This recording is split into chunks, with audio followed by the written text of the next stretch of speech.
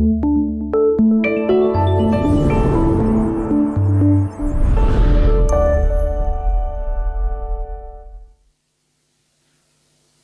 pagi, salam sejahtera bagi kita semua. Kasih karunia Tuhan kita rasakan sepanjang minggu, sehingga kalau sampai saat ini kita ada, ini karena kemurahan Tuhan. Amin, saudara. Tuhan Yesus memberkati. Tema khotbah kita pada hari ini yaitu kita diciptakan untuk suatu kekekalan. Nah, ini pernah sedikit saya singgung tentang hal ini, bahwa satu hal yang perlu kita ketahui bahwa kita ini diciptakan dari sononya, kita diciptakan untuk hidup di dalam kekekalan. Ini yang ada di dalam hati Tuhan, ini yang menjadi kerinduan dan harapan Tuhan sampai Dia rela mati di kayu salib. Coba kita lihat ayatnya lebih dahulu di dalam Ibrani pasal yang ke-9. Ibrani pasal yang ke-9 ayat yang ke-15, satu ayat saja kita lihat ayat ini. Begini bunyi firman Tuhan. Itu ia adalah pengantara dari suatu perjanjian yang baru, supaya mereka yang telah terpanggil dapat menerima bagian kekal yang dijanjikan. Sebab ia telah mati untuk menebus pelanggaran-pelanggaran yang telah dilakukan selama perjanjian yang pertama. Puji Tuhan. Sekali lagi saudaraku, satu hal yang perlu kita ketahui sebagai orang yang percaya kepada Yesus, yaitu kehidupan kita di dunia ini. Sekali lagi, kehidupan kita di dunia ini, kehidupan kita di bumi ini hanyalah sementara. Ini yang perlu saudara tanamkan baik-baik, bahwa kehidupan kita di dunia ini hanya sementara. Atau mungkin dapat saya katakan, kita ini sementara gladi bersih untuk menghadapi kehidupan yang sesungguhnya. Ini yang perlu saudara tanamkan baik-baik. Karena apa saudaraku? Waktu itu saudaraku, kita akan menghabiskan waktu jauh lebih banyak daripada kehidupan kita yang sekarang. Nanti waktu kita akan jauh lebih banyak daripada waktu yang saat ini sementara kita jalani. Jadi saudara jangan berpikir, ada orang berpikir habis mati, habis perkara. Tidak saudaraku, sering saya katakan di tempat ini, bahwa sesudah kematian itu masih ada kehidupan. Dan kalau dikalkulasi, dihitung, waktu kita hidup di dunia ini saudaraku, itu hanya sementara. Artinya apa? Ada waktu yang lebih jauh setelah kita alami kematian. Jadi jangan saudara percaya habis mati itu habis perkara, tidak. Jadi saudaraku, kehidupan kita saat ini sebetulnya yaitu kehidupan persiapan untuk menghadapi kehidupan yang sesungguhnya. Jadi kita hidup saat ini sebetulnya ini hanya persiapan untuk menghadapi kehidupan selanjutnya. Saya tidak ingin saudara ada ajaran yang mengatakan habis mati itu habis perkara, tidak. Mungkin saudara, saat kita hidup di dalam dunia ini, mungkin paling lama 100 tahun, ya syukur kalau sampai 100 tahun. Paling tinggi kita hidup mungkin 100 tahun di dunia ini. Bahkan kalau saudara membaca di dalam Mazmur pasal 90 ayat yang ke-10 saudaraku, umur manusia cuma 70 tahun. Kalau toh kuat 80 tahun. Kelebihannya saudaraku, kebanggaannya adalah kesukaran dan penderitaan. Nah, kita lihat di sini. Singkat sekali kehidupan kita. Mungkin saudara sempat berpikir, betul juga ya. Saya tidak rasa, saya di Labuan Bajo sudah 25 tahun. Mungkin saudara ada yang berkata begitu. Tidak rasa, saya di Labuan Bajo sudah 30 tahun. Saya sendiri di tempat ini sudah 14 tahun, saudaraku. Nah ini, waktu itu begitu singkat. Jadi sekali lagi, tanamkan hal ini. Bahwa kehidupan kita di dunia ini hanya persiapan untuk menghadapi kehidupan yang sebenarnya. Yaitu apa? Sehabis kematian. Jadi kematian itu bukan akhir dari segalanya. Kematian itu hanya, ya kita hanya di dunia ini saudaraku. Tetapi kita nanti akan pindah di tempat lain. Bukan akhir dari segalanya. Karena tubuh ini saudaraku akan kita tinggalkan. Kalau saudara pergi ke orang mati atau waktu saya menguburkan orang mati, saya akan selalu berkata, tubuh kembali kepada tanah, debu kembali kepada debu. Roh kembali kepada Allah. Kita lihat fana. Hanya 70 tahun. Hanya 80 tahun. Dan itulah yang menjadi pengalaman bagi Rasul Paulus di dalam 2 Korintus pasal yang kelima. Bahwa karena kami tahu bahwa jika kemah tempat kediaman kita di bumi ini akan dibongkar. Artinya kembali kepada tanah, saudaraku. Allah telah menyediakan satu tempat kediaman di surga bagi kita. Suatu tempat kediaman yang kekal. Amin, saudaraku. Kediaman yang kekal. Sekali lagi, saya tekankan sekali lagi. Kita hidup di dunia ini hanya singkat. Kita hidup di dunia ini hanya sementara. Kita hidup di dunia ini hanya persiapan untuk menghadapi kehidupan yang sebenarnya. Saudara harus tahu, ketika saudara menyadari akan hal ini, maka selain saudara beraktivitas setiap hari, selain saudara bekerja setiap hari, saudara akan memikirkan hal-hal yang akan datang. Oh iya, aku di dunia ini tidak lama. Dan saudara tahu, kehidupan kita kekal itu ditentukan kehidupan kita yang sementara. Kehidupan yang tidak ada batasnya. Kekal itu ditentukan kehidupan kita selama 70 tahun atau 80 tahun, saudaraku. Jadi pergunakanlah hidup yang ada ini sebaik-baiknya. Karena apa? Kehidupan kita, tingkah laku kita sangat menentukan kehidupan kita di kekekalan nanti. Kalau kita hidup di dunia ini, saudaraku, kita memiliki banyak pilihan. Ada perbedaan kehidupan di dunia dan kehidupan di kekal. Kalau kehidupan di dunia itu banyak pilihan, saudaraku. Saudara boleh setia, boleh tidak.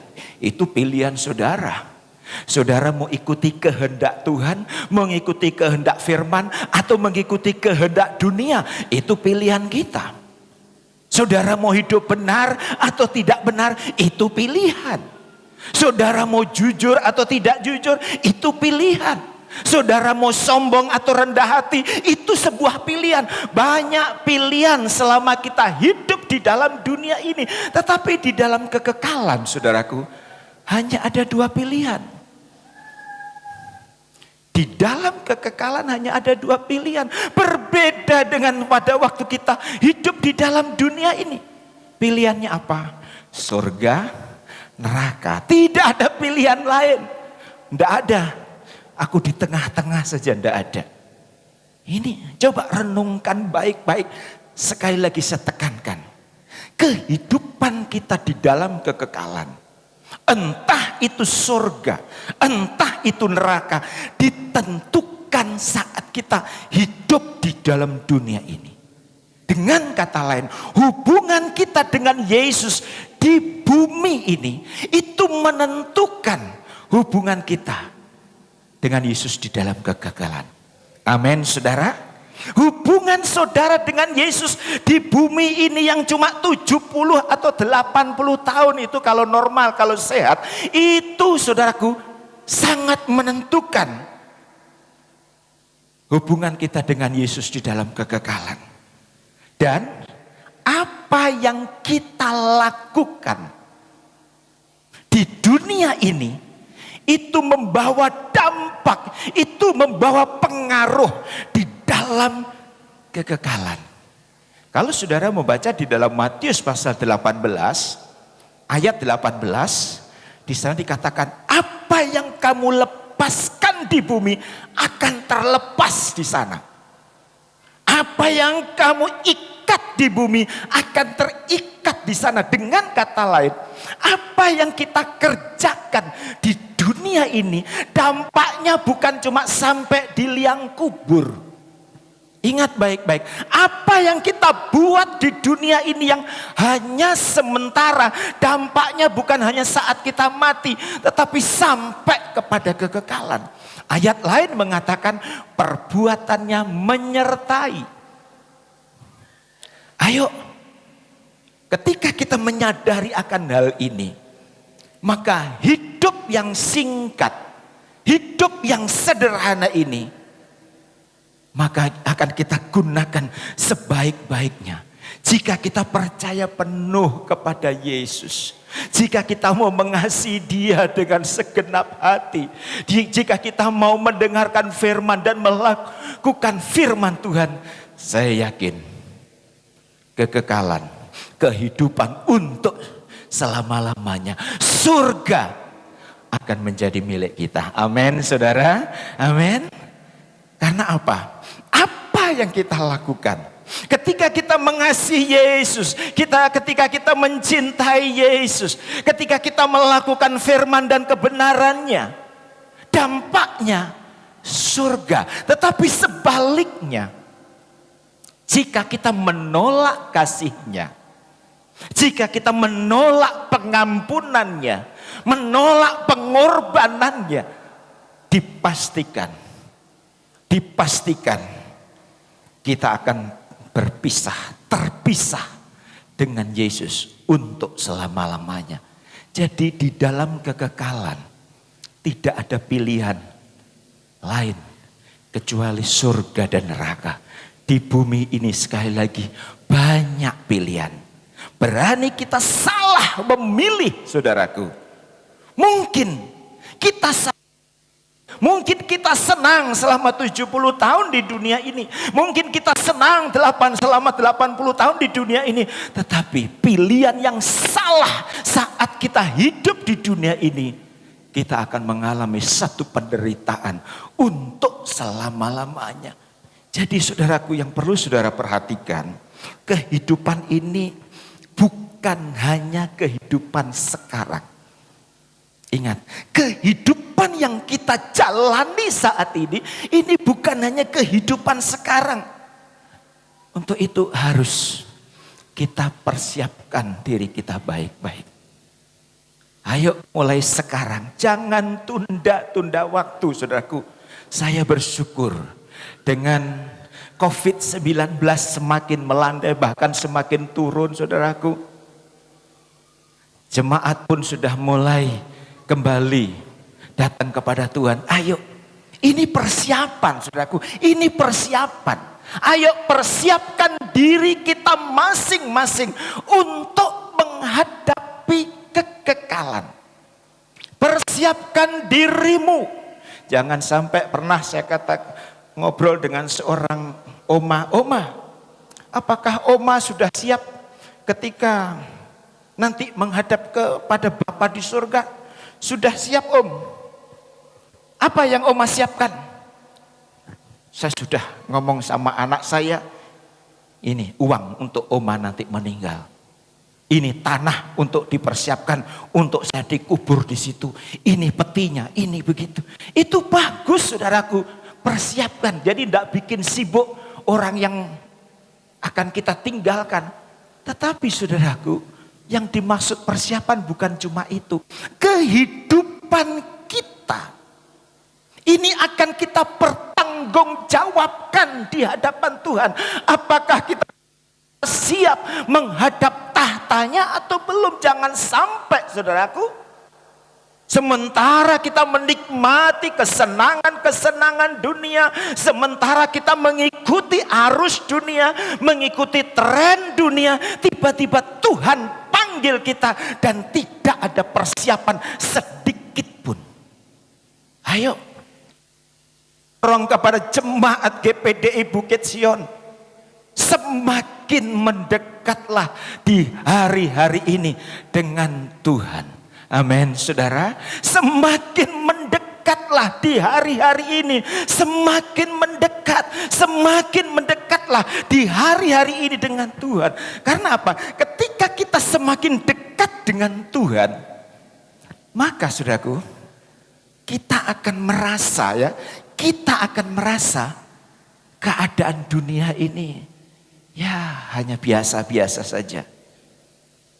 Ketika kita semakin dekat dengan Tuhan, kita akan merasa apa yang ada di sekitar kita itu tidak terlalu penting.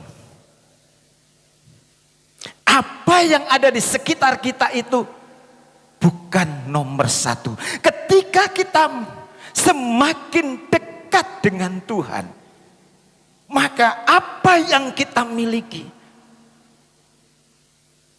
itu akan rasanya tidak terlalu penting. Kemarin ketika saya di Jakarta, saya dapat kesaksian saudaraku dari seorang supir dari hamba Tuhan.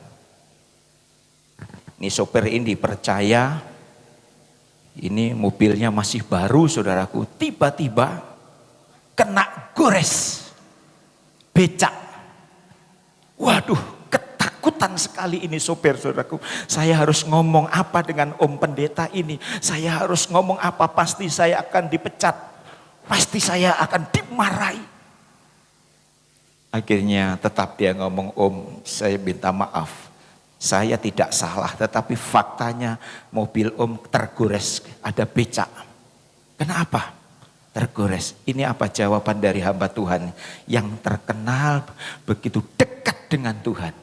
Tidak apa-apa, ini harta dunia. Saudaraku, wah, kira-kira saya mampu apa enggak ya menghadapi begitu ya? Nah, saudaraku, karena apa? Semakin kita dekat dengan Tuhan, sekali lagi, semakin kita dekat dengan Tuhan, maka kita akan merasa apa yang ada di sekitar kita, apa yang kita miliki itu tidak akan terlalu penting. Karena apa? Satu saat toh juga akan saya tinggalkan untuk selama-lamanya. Ketika kita dekat dengan Tuhan, maka pikiran kita, saudaraku, hanya kepada kekekalan. Bukan berarti kita tidak bekerja, kita perlu, saudaraku. Ayo, kalau mungkin saat ini pikiran kita hanya fokus kepada dunia, sudah melalaikan kepada kekekalan. Kiranya lewat firman Tuhan pada saat ini mengingatkan kita kembali. Amin, saudaraku. Dan itu pengalaman dari Rasul Paulus. Coba kita lihat di dalam Filipi pasal 3 ayat yang ke-7. Di sana dikatakan, tetapi apa yang dahulu merupakan keuntungan bagiku, sekarang kuanggap rugi karena Kristus. Ketika Rasul Paulus semakin dekat dengan Yesus, ketika Rasul Paulus semakin dekat dengan Tuhan, semakin dekat dengan firman-Nya, dia katakan apa yang dulu sebuah keuntungan, kebanggaan, itu sebetulnya justru sebuah kerugian. Artinya apa? Dekat dengan Yesus tidak ada bandingnya. Amin, saudaraku. Dekat dengan Yesus tidak ada bandingnya. Dan saudara tahu, ini yang perlu saya sampaikan, bahwa aspek yang bisa merusak, aspek yang paling merusak di dalam kehidupan manusia di zaman sekarang apa?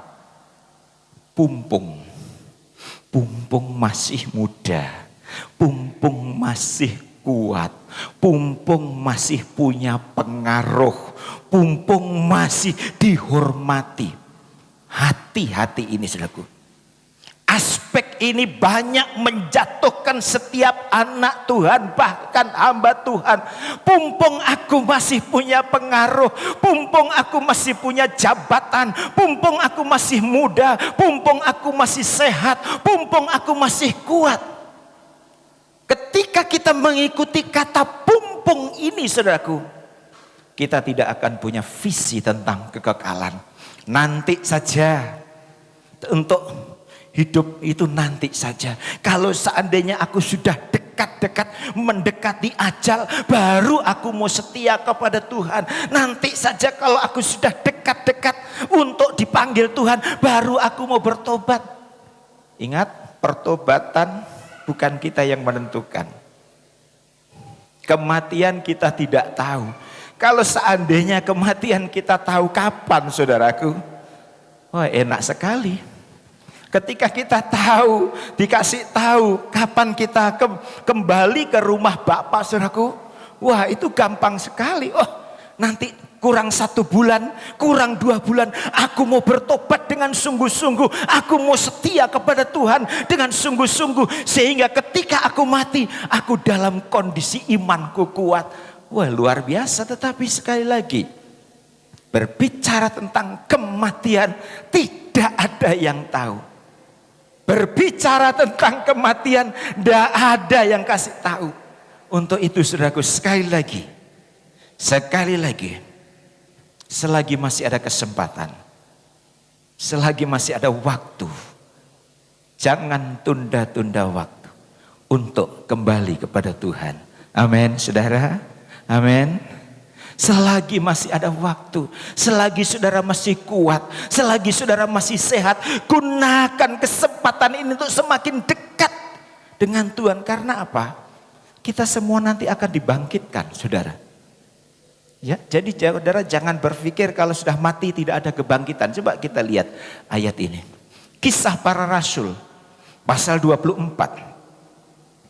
ayat 15. Aku menaruh pengharapan kepada Allah sama seperti mereka juga, bahwa akan ada kebangkitan semua orang mati. Semua orang mati akan dibangkitkan, baik orang-orang yang benar maupun orang-orang yang tidak benar. Akan dibangkitkan, baik orang itu benar atau tidak benar, dibangkitkan satu saat. Baik orang itu percaya Yesus atau tidak percaya Yesus, satu saat akan dibangkitkan. Baik orang itu mengasihi Tuhan dan tidak mengasihi Tuhan, satu saat akan dibangkitkan saudara. Ini yang harus saudara tahu baik-baik. Tetapi saudara, ada perbedaan. Walaupun semuanya akan dibangkitkan, tetapi ada perbedaan. Apa perbedaannya? Yohanes 5 ayat 28. Janganlah kamu heran akan hal itu, sebab saatnya akan tiba bahwa semua orang yang di dalam kuburan akan mendengarkan suaranya. Wow. Semua yang ada di dalam kuburan akan dengar ketika trompet Allah dibunyikan. Semua orang-orang yang mati itu akan mendengar suara ini. Dan ayat 29. Dan mereka yang telah berbuat baik akan keluar dan bangkit untuk hidup yang kekal. Ya? Tetapi mereka yang telah berbuat jahat akan juga dibangkitkan untuk dihukum. Ayo, hanya 2 pilihan. Akan dibangkitkan semua. Kita semua nanti saudaraku, entah kematian saudara sementara hidup benar atau tidak hidup benar. Entah kematian kita nanti sementara mengasihi Tuhan atau tidak mengasihi Tuhan. Ketika kita mati, kita semua akan dibangkitkan. Tetapi orang yang benar, Orang yang percaya Yesus, orang yang mengasihi Dia dengan segenap hati, menghormati pengampunannya, menghormati pengorbanannya, dibangkitkan untuk memperoleh hidup yang kekal. Amin, saudara. Tetapi mereka yang menolak kasih karunia, menolak firman Tuhan, hidup jauh dari kebenaran firman Tuhan, juga akan dibangkitkan. Tetapi dibangkitkan untuk dihukum selama-lamanya. Ayo renungkan. Kalau seandainya bertanya kepada diri sendiri, kalau seandainya aku mati hari ini, bagaimana dengan kehidupanku? Apakah aku senang selama-lamanya atau menderita selama-lamanya? Ayo saudaraku, bertanyalah kepada diri kita sendiri. Kalau seandainya saat ini atau hari ini Tuhan panggil saya, bagaimana tempatku nanti di mana? Ingat saya katakan tadi, apa yang kita lakukan saat ini, apa yang kita buat saat ini, dampaknya sampai kepada kekekalan.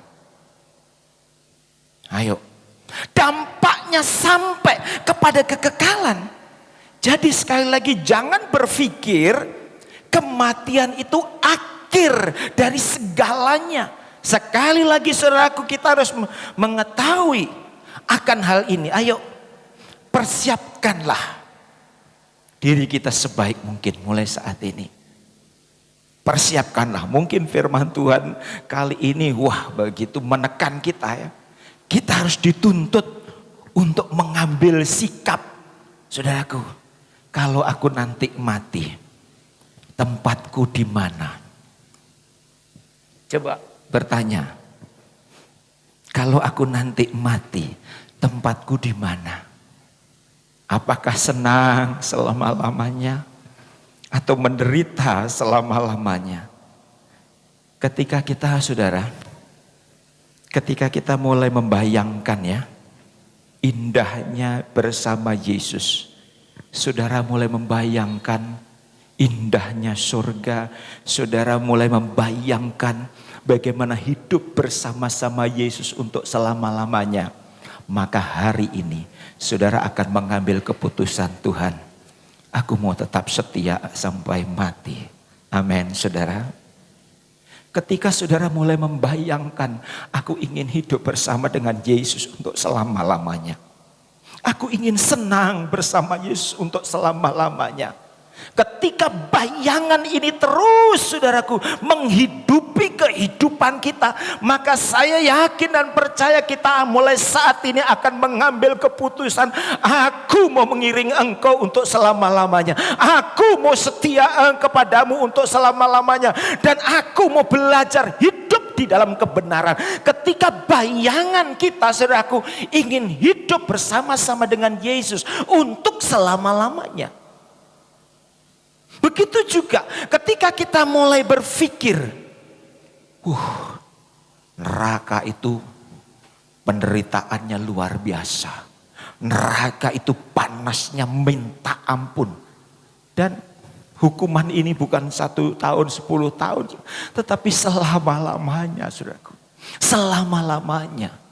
Ketika saudara membayangkan bagaimana penderitaan itu kekal untuk selama-lamanya. Penderitaan itu kekal untuk selama-lamanya. Maka saudara akan berkata, mulai saat ini aku mau belajar hidup dalam kebenaran. Ayo, jangan mau ditipu dengan kemanisan-kemanisan dunia ini, saudaraku. Sekali lagi, jangan mau ditipu dengan kemanisan-kemanisan dunia ini. Ada satu ayat terakhir di dalam Wahyu pasal 20 ayat yang ke-10. Begini bunyi firman Tuhan. Dan iblis yang menyesatkan mereka dilemparkan ke dalam lautan api dan belirang, yaitu tempat binatang dan nabi palsu itu, dan mereka disiksa siang malam sampai selama-lamanya. Ini neraka, saudaraku. Jadi ketika Yesus datang kembali, kiamat saudaraku, antikris, nabi palsu saudara, itu nanti akan langsung dimasukkan ke dalam neraka. Dan Alkitab tadi dikatakan lautan api dan belerang. Saudara bisa bayangkan, siang malam disiksa untuk selama-lamanya. Inilah keadaan neraka yang sebenarnya. Saya perlu ini saya sampaikan saudaraku. Selama ini mungkin saudara dengar khotbah tentang berkat itu tidak salah. Tetapi kali ini saudara diperhadapkan. Ini sesuatu yang ya dan amin. Ini firman yang ngomong saudaraku. Ini firman yang ngomong bagaimana keadaan neraka. Ketika saudara mulai membayangkan bagaimana keadaan neraka. Di sana ada api belerang. Ada siksaan yang tidak pernah putus sampai selama-lamanya. Maka saya yakin dan percaya ketika bayangan saudara saat ini tentang penderitaan neraka, saudara akan setia kepada Tuhan, saudara akan hidup di dalam kebenaran. Amin saudara. Jangan main-main, sekali lagi jangan main-main tentang kekekalan. Saya ingatkan jangan main-main tentang kekekalan saudaraku. Apalagi umur yang sudah gocap ke atas, 50 ke atas, sudah pulsanya sudah makin habis saudara. Ayo semakin dekatlah kepada Tuhan. Di tengah-tengah kesibukanmu, di tengah-tengah saudara mencari rezeki, mencari berkat, jangan lupakan akan kekekalan. Karena apa? Apa yang kita lakukan saat ini berdampak kepada kekekalan. Ayo, di tengah-tengah saudara punya kesibukan, ayo setialah kepada Tuhan. Semakin dekat dengan Tuhan. Saudara-saudara sebagai seorang suami, sampaikan kepada istri. Saudara-saudara sebagai orang tua, sampaikan kepada anak-anak. Saudara sebagai seorang istri, sampaikan kepada suamimu. Yang mungkin di hari-hari ini semakin jauh daripada Tuhan. Selagi masih ada waktu, selagi masih ada kesempatan. Karena apa? Apa yang kita lakukan saat ini, dampaknya sampai kepada kekekalan. Saya akan memberikan satu gambaran saudaraku ya. Saya akan memberikan satu gambaran. Saudara lihat di sini saya buat 2 kotak, yaitu percaya dan tidak percaya. Artinya percaya Yesus dan orang yang tidak percaya Yesus. Saudara perhatikan, yang pertama semua sama. 9 bulan 10 hari dalam rahim ibu. Baik orang itu sudah percaya Yesus maupun belum percaya Yesus, semuanya pasti mengalami nomor 1 ini. Pernah ada di dalam kandungan ibu selama 9 bulan 10 hari. Dan di dalam kandungan itu saudaraku, itu adalah kehidupan persiapan untuk kehidupan yang sekarang. Jadi selama 9 bulan 10 hari di dalam rahim ibu saudaraku, itu persiapan untuk kehidupan yang sekarang ini. Kehidupan sekarang ini 70 sampai 80 tahun di dunia, semua sama. Orang yang percaya kepada Tuhan maupun orang yang tidak percaya kepada Tuhan juga 2 ini, 70 sampai 80, syukur kalau lebih. Tetapi yang ketiga ada perbedaan. Orang yang percaya ketika dia mati, saudaraku, ketika Yesus datang kedua kali, kiamat akan dibangkitkan dan hidup di dunia ini 1000 tahun lagi. Ini perbedaannya. Yang pertama sama, lahir dari kandungan ibu. Yang kedua sama, hidup di muka bumi ini. Jadi saudaraku sekali lagi, ada di dalam kandungan itu persiapan untuk hidup sekarang. Dan saat ini kita ini hidup sekarang persiapan untuk kepada kekekalan. Jadi 3 tempat saudara. 3 tempat. Dalam kandungan, dalam dunia, dalam kekekalan. Kita sudah dalam dunia, tidak lama lagi dalam kekekalan. Jadi orang yang percaya Yesus, ketika Tuhan izinkan mati sekarang, dia nanti akan dibangkitkan dan hidup di dunia ini 1000 tahun. Lalu bagaimana dengan orang yang tidak percaya? Bagaimana dengan orang yang tidak bertobat? Ketika kita hidup 1000 tahun di dunia, mereka tetap tinggal di dalam kuburan, tidak dibangkitkan. Kalau saudara ingin tahu ayat-ayatnya, habis khotbah, mana ayatnya? Nanti saya kasih. Ya. Jadi ada perbedaan. Kita hidup di dunia ini 1000 tahun, tetapi orang-orang yang tidak bertobat tetap di dalam kubur. Setelah masa 1000 tahun, kita pindah ke hidup kekal di surga. Bagaimana dengan nasib orang yang tidak percaya, orang yang tidak bertobat, orang yang hidupnya jauh daripada Tuhan? Dia akan dibangkitkan dari kubur dan menerima hukuman kekal. Jadi nomor 4 ini sama-sama kekal.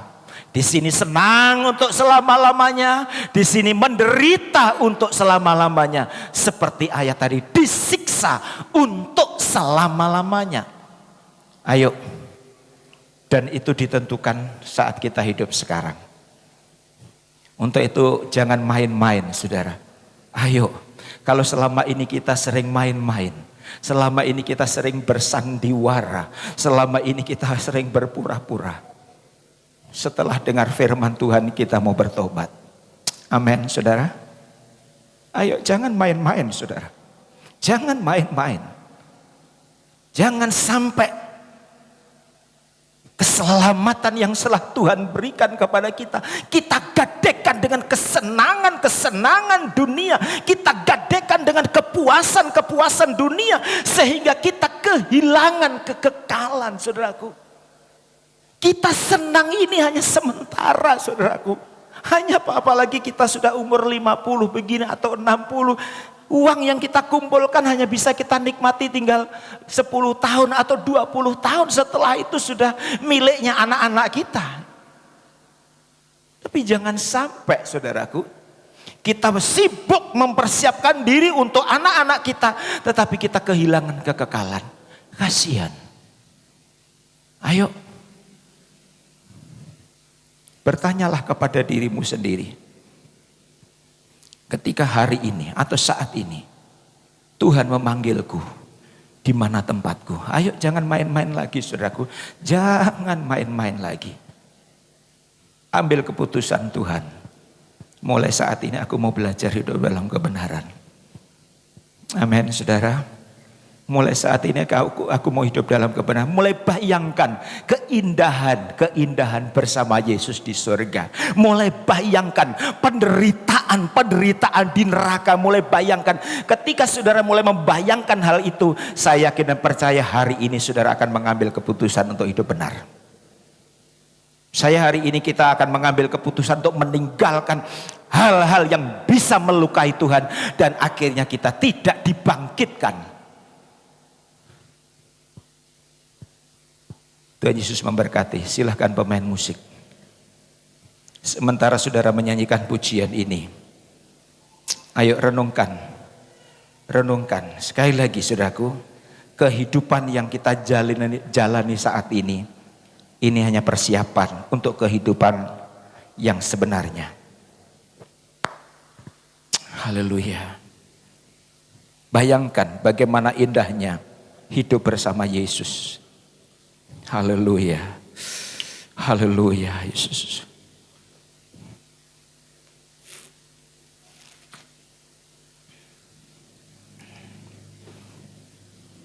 Terima kasih Tuhan Yesus. Mari kita berikan hati kita, jiwa kita, semuanya kepada Yesus. Karena Yesus sudah menyerahkan hidupnya untuk saudara dan saya. Haleluya, Yesus. Ayo mulai membayangkan, saudaraku, mulai membayangkan bagaimana indahnya hidup bersama Yesus untuk selama-lamanya. Itu akan kita alami, saudaraku. Itu akan kita alami ketika kita mulai belajar menyenangkan hati Tuhan. Mulai menyukakan hati Tuhan. Haleluya. Inilah rinduku kepada